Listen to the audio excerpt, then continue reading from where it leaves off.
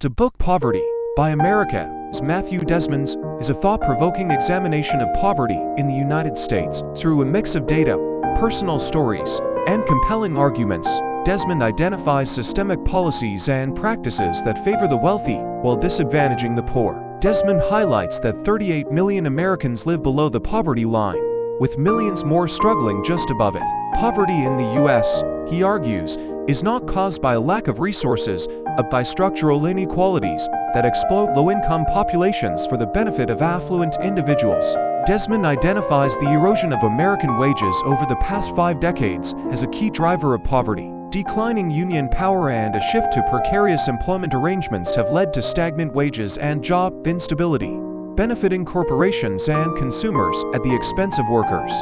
Wealthy individuals use homeownership as a means to build wealth, supported by tax incentives, while poor Americans are often trapped in rental markets and preyed upon by exploitative landlords. Homeownership is incentivized through tax breaks and policies that encourage property value appreciation, enabling wealth accumulation. In contrast, poor Americans often cannot access traditional mortgages and are forced to rent, leaving them vulnerable to exploitation by landlords. Some affluent individuals profit further by investing in rental properties, effectively earning passive income from the struggles of others. Desmond argues that U.S. government policies disproportionately benefit affluent individuals. Tax breaks, for instance, often reward behaviors like saving for college or homeownership options largely inaccessible to the poor. While lower-income individuals pay less income tax, they spend a significant portion of their earnings on sales tax, resulting in a tax burden similar to that of middle-class families.